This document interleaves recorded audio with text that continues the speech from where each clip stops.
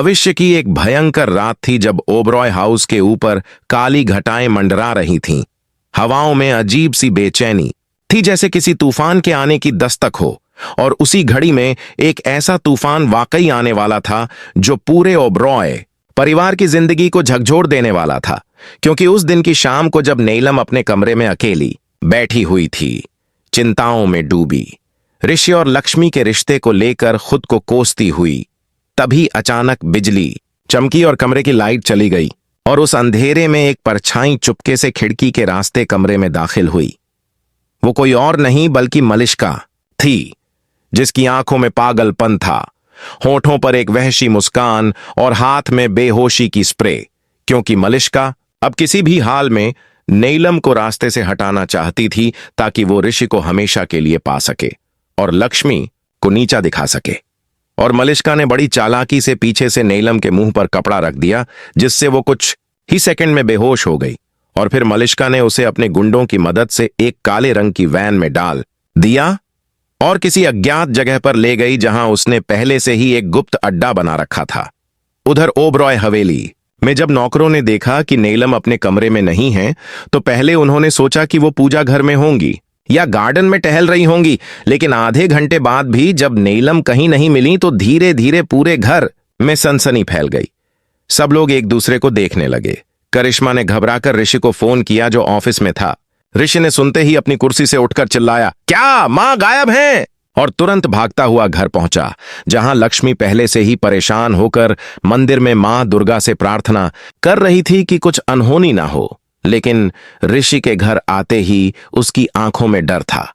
वो एकदम हक्का बक्का था, क्योंकि नीलम के बिना उसका जीवन अधूरा था।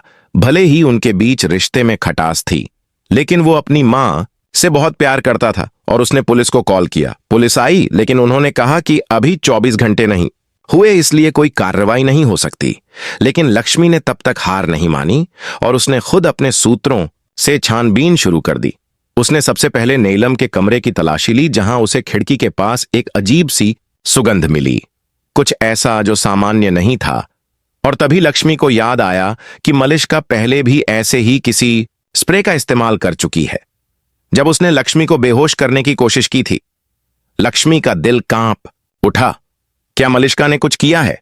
वो तुरंत ये बात ऋषि से कहने दौड़ी, लेकिन उससे पहले ही ऋषि को किसी अनजान नंबर से एक कॉल आया, जिसमें सिर्फ एक आवाज आई, अगर नीलम को जिंदा देखना चाहते हो तो लक्ष्मी को अपने घर से निकाल दो, वरना।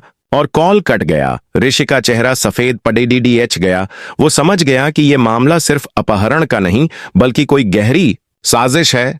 और तभी लक्ष्मी ने आकर पूरी बात बताई कि उसे मलिष्का पर शक है, लेकिन ऋषि को यकीन नहीं हुआ। उसका मन मानने को तैयार नहीं था कि मलिष्का ऐसा कर सकती है।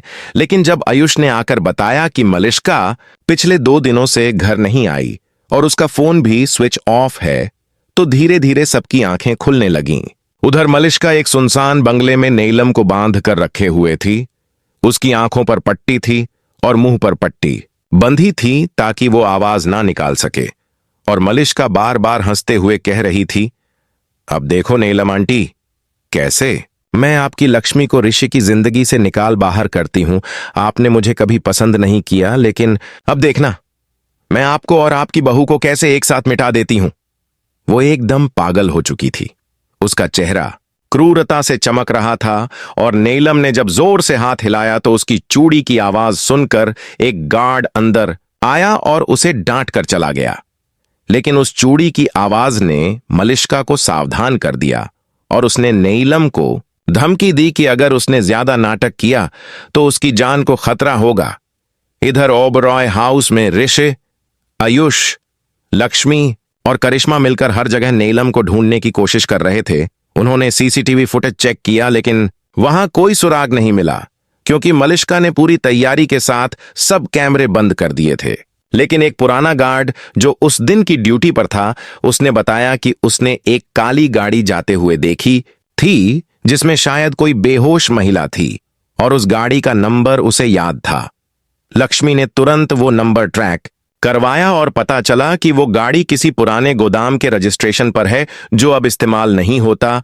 लेकिन जब पुलिस वहां पहुंची तो गोदाम खाली मिला।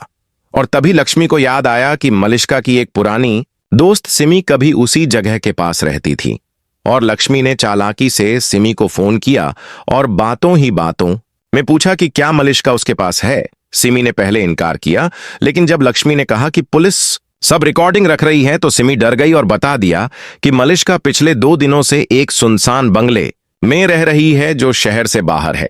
ये सुनते ही लक्ष्मी, ऋषि और पुलिस उसी जगह निकल पड़े जहां एक ओर मां की जान दांव पर थी और दूसरी ओर मलिष्का की पागलपन भरी चालें चल रही थीं।